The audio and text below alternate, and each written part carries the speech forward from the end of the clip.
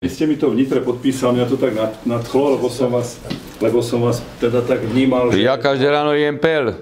Čo myslíte, že jak by som bol v kondícii? Každý večer si dám 2 lyžičky pelu, rozpustí sa mi to aj ráno. Však už by som skolaboval po obede, keby som nemal pel. To je výborné. Poznáte to.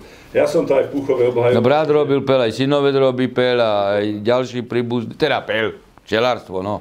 Áno.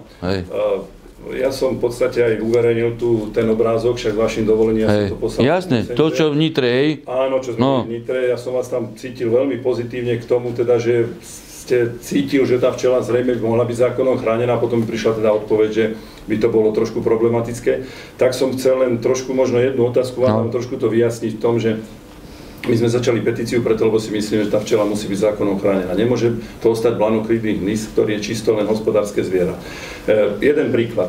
Čaká sa na piatok po obede, kedy RVUZ, teda regionálne ústavy zdravotníctva, odídu všetci a poľnohospodár vyrazí na pole, postrieka včely vám padnú, teraz nemáte koho zavolať, prídu policajti, potrebujú RVUZ, príde sa v pondelok, všetko je už mimo, čiže nedopatrate sa spravodlivosti. Že tá včela sa naozaj berie ako hmyz. Naviac, my sme, trošku ja som není tak odborník ako vy na právo, ale o čo nám hlavne ide je to, že tá včela, pokiaľ je zákonom chránený živočích, by mala nárok na nejaký svoj biotop, lebo zákonom chránený živočích má právo na biotop a možno cez tú včelu by sme dokázali pohnúť aj to, že tí role a tie lúky úhorom zarastajúce a tak ďalej, že možno by sa znovu tá včela mohla dostať do toho stredobodu pozornosti a vlastne aj tí role by sa do toho dostali, lebo tá včela hynie nie ani tak kvôli postrekom a kvôli nim teda hynie, ale najviac hynie kvôli tomu, že je hladná. Ona nemá čo jesť. Jednoducho sú tu obrovské lány, proste len repka, horčička a tak ďalej. A čomu som sa chcel teda hlavne dnes dostať, a som strašne rád, že som mohol s vami byť, je to, že považujeme vás naozaj za špičkového právnika. Ja sledujem tie veci tiež, čo ste hovorila, tá inšpekcia sa mi ľúbila strašne, ale čo sme chceli skôr, že keby ste bol prezident, aj keby ste nebol prezident, vaša odbornosť je na takej úrovni, že by ste nám vedel pomôcť, ak by sme vás mohli poprosiť s tým, zanalizovať to dobre a urobiť dobrý zákon o tom, aby včela bola chránený živočích. To nemám problém. To nemám problém. Výborne. To nemám problém, lebo teda v podstate som na včelárstvo nastavený pozitívne.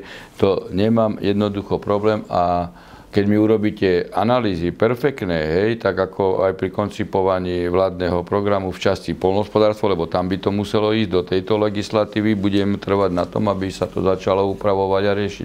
To nemám problém. Hej, ale ja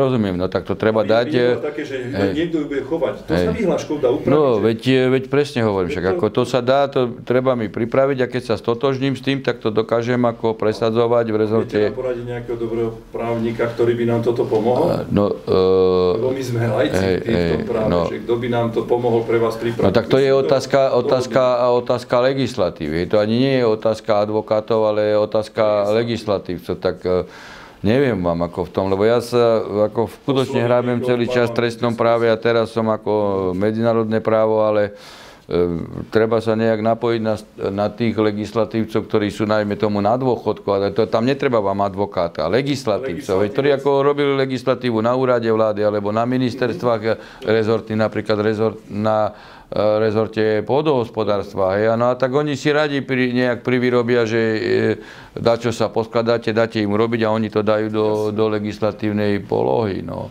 A ja nie, ako... No samozrejme, že ako to je pre ochranu, keď včela je tu zdravá a produkuje, tak aj človek je zdravý. Však to ako úplne, však to ako je priama úmera. To je priama úmera. My pre zdravie ľudí sme povinni robiť všetko na všetkých frontoch, kde sa len dá. Preto hovorím, a ja vítam takéto veci, že ľudia chcú robiť, chcú pomôcť. Ja vítam takéto veci.